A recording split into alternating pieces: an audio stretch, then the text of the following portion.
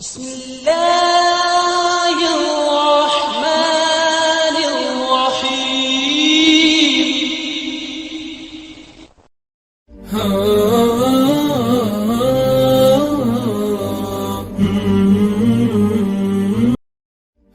السلام علیکم۔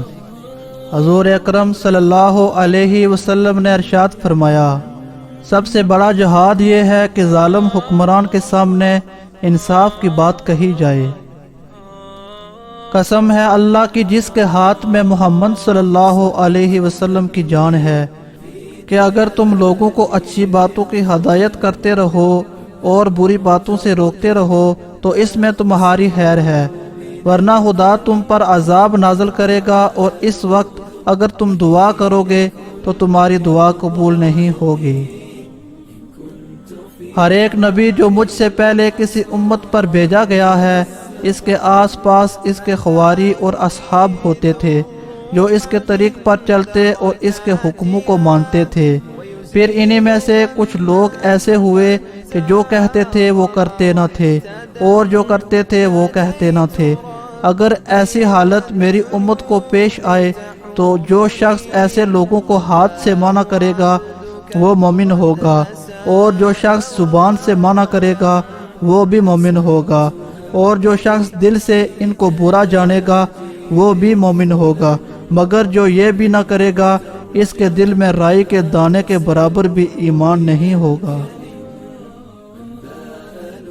لوگوں پروردگار عالم فرماتا ہے کہ تم لوگوں کو اچھی باتوں کی ہدایت کرو اور بری باتوں سے باز رکھو، اس سے پہلے کہ تم مجھ کو پکارو گے اور میں جواب نہ دوں گا، اور تم مجھ سے مانگو گے اور میں اپنا ہاتھ روک لوں گا، اور تم مجھ سے معافی کی درخواست کرو گے اور میں معاف نہیں کروں گا۔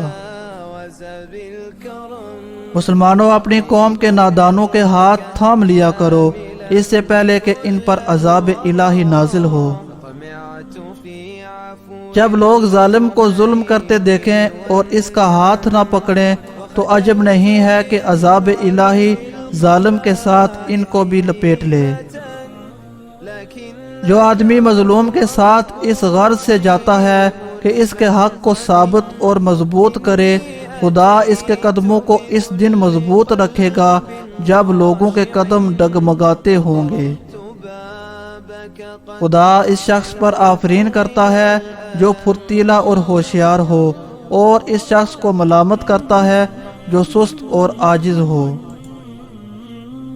خدا کے نزدیک سب سے زیادہ اس آدمی کی عزت ہے جو سب سے زیادہ پرہیزگار ہو۔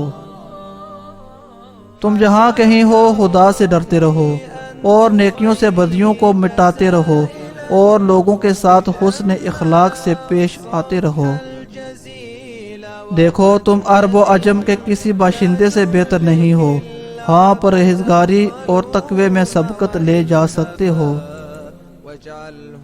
دنیا کی بڑائی دولت مندی میں ہے، اور آخرت کی بڑائی پرہیزگاری میں ہے۔ اور اے مسلمان مرد و عورتوں، تمہارے حسب پاکیزہ اخلاق ہیں اور تمہارے نسب شائستہ اعمال ہیں۔